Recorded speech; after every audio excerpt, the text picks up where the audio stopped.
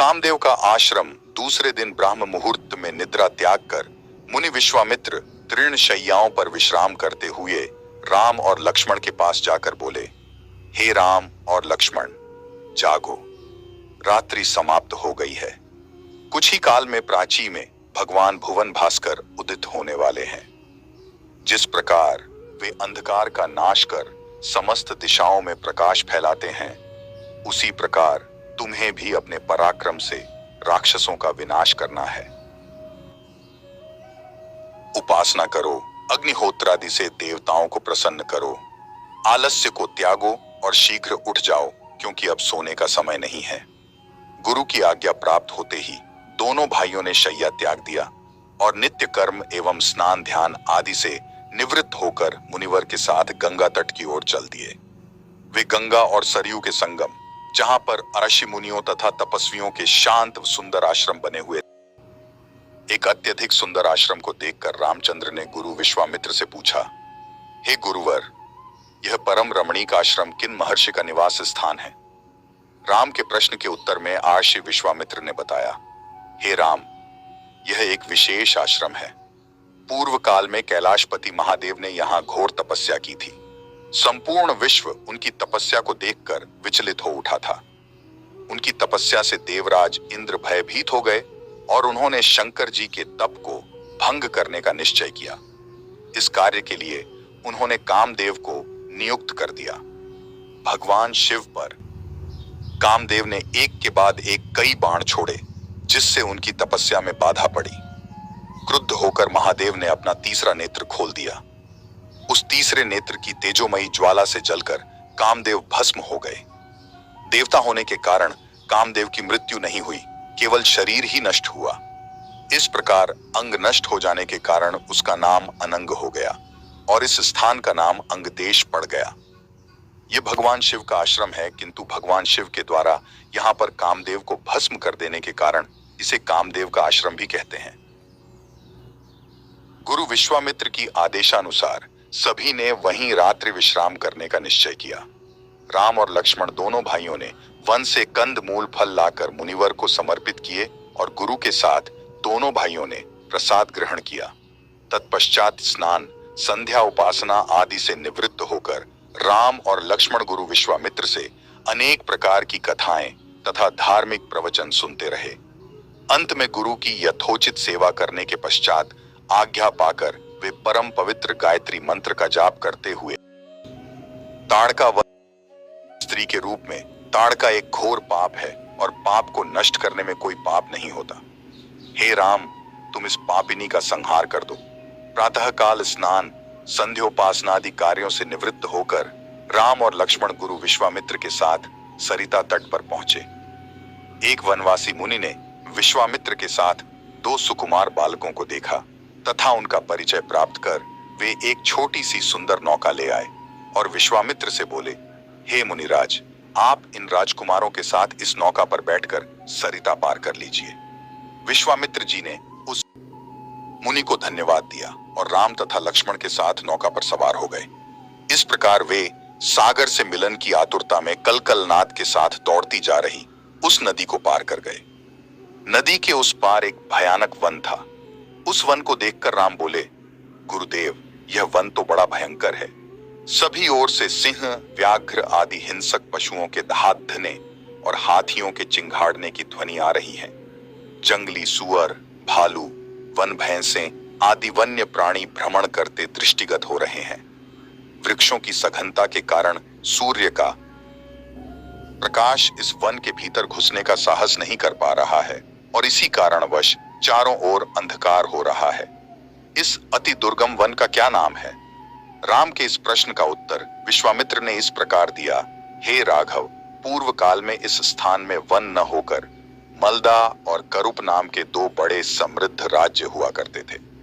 दोनों ही राज्य ऊंची ऊंची अट्टालिकाओं, वीथिकाओं तथा सुंदर पथों से सुशोभित थे तथा धन, धान्य और समृद्धि से परिपूर्ण थे। दूर दूर के व्यापारी यहाँ पर व्यापार करने आया करते थे, किंतु ताड़का नामक एक यक्ष कन्या ने उन दोनों राज्यों का विनाश कर दिया।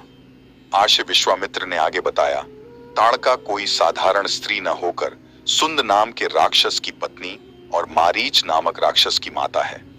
उसके शरीर में 1000 हाथियों के बराबर बल है और वह अत्यंत पराक्रमी और शक्तिशाली है। इस प्रदेश को नष्ट करने के पश्चात ताड़का ने अपने पुत्र मारीच के साथ मिलकर यहाँ के समस्त निवासियों को मारकर खा डाला। अब उनके भय से यहाँ 2 कोस दूर तक किसी मनुष्य की परछाई भी दिखाई नहीं देती। भूलवश यदि कोई यहाँ आ भी जाए तो जीवित नहीं लौट पाता। उसी ताड़का का संहार करने के लिए ही मैं तुम्हें यहाँ लाया हूं। राम ने आश्चर्य से पूछा, गुरुदेव, स्त्रियां तो कोमल और दुर्बल होती हैं, फिर ताड़का में 1000 हाथियों का बल कैसे आ गया? ऐसा प्रतीत होता है कि अवश्य कुछ न कुछ रहस्य है। विश्वामित्र बोले, वत्स, तुम्हारा कथन सत्य है और वास्तव में इसके पीछे एक रहस्य है। सुकेतु नाम का एक अत्यंत बलवान यक्ष था। वह संतानहीन था, अतः संतान प्राप्ति के उद्देश्य से उसने ब्रह्मा जी की कठोर तपस्या की। उसकी तपस्या से प्रसन्न होकर ब्रह्मा जी ने उसे संतान होने का वरदान दे दिया। परिणाम स्वरूप ताड़का का जन्म हुआ। सुकेतु के द्वारा ताड़का के अत्यंत बली होने का वर मांगने पर ब्रह्मा जी ने उसके शरीर में 1000 हाथियों का बल दे दिया। विवाह योग्य आयु होने पर सुकेतु ने ताड़का का विवाह सुंद नामक राक्षस से कर दिया और उससे मारीच का जन्म हुआ। मारीच भी अपनी माता के समान बलवान और पराक्रमी था।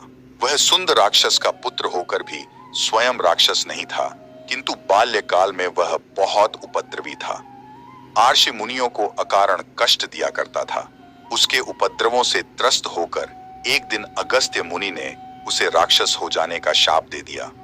अपने पुत्र के राक्षस गति प्राप्त हो जाने से सुंद अत्यंत क्रोधित हो गया और अगस्त्य आर्षि को मारने दौड़ा।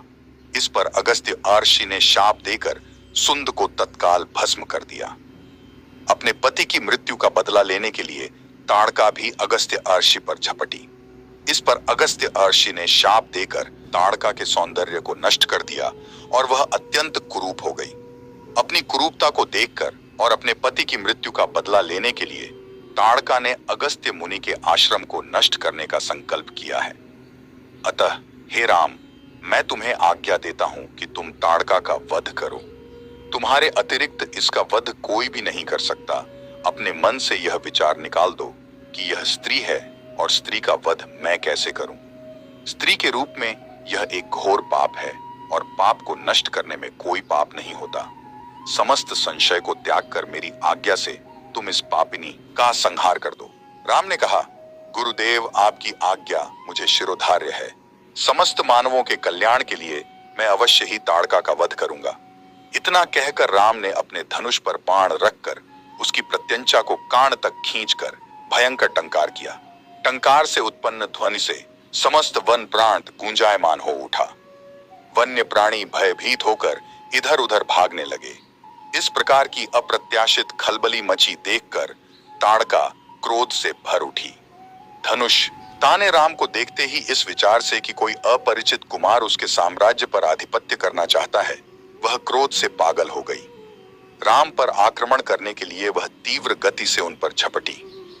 ताड़का को अपनी ओर आते देखकर राम ने लक्ष्मण से कहा, हे सौमित्र, ताड़ के वृक्ष जैसी विशाल और विकराल मुख वाली इस राक्षसी का शरीर कितना कुरूप है। इसकी मुख मुद्रा देखकर ही प्रतीत होता है कि यह बड़ी हिंसक है और निरीह प्राणियों की हत्या करके उनका रक्तपान करने में इसे बहुत आनंद आता होगा। तुम एक तरफ सावधान होकर खड़े हो जाओ और देखो कि कैसे इसे मैं अभी यमलोक भेजता हूं। विकराल देहधारिणी ताड़का अपने बड़े बड़े दांत चमकाती भुजाओं को फैलाए हुए द्रुतगामी बिजली की तरह राम और लक्ष्मण पर अत्यंत तीव्रता के साथ झपटी। राम इस भयंकर आक्रमण के लिए पहले से ही तत्पर थे। उन्होंने तीक्ष्ण बाण चलाकर उसके हृदय को छलनी कर दिया। उसके वक्षस्थल से गर्म गर्म रक्त की धारा प्रवाहित हो उठी। वह आक्रमण करने के लिए पुनः टूट पड़े। इससे पूर्व ही राम ने एक और बाण चला दिया जो सीधे उसके वक्ष में जाकर लगा। वह पीड़ा से चीखती हुई चक्कर खाकर भूमि पर गिर पड़ी और अगले ही क्षण उसके प्राण पखेरु उड़ गए। राम के इस रण कौशल और ताड़का की मृत्यु से आशी विश्वामित्र अत्यंत प्रसन्न हुए। उनके मुख से रामचंद्र के लिए आशीर्वचन निकलने लगे। गुरु की आज्ञा से वहीं पर सभी ने रात्रि व्यतीत किया। प्रातःकाल उन्होंने देखा कि ताड़का के आतंक से मुक्ति पा जाने के कारण उस वन की भयंकरता और विकरालता समाप्त हो चुकी है। कुछ समय तक उस वन की शोभा निहारने के उपरांत स्नान पूजन से निवृत्त होकर वे महर्षि विश्वामित्र के आश्रम की ओर चल पड़े।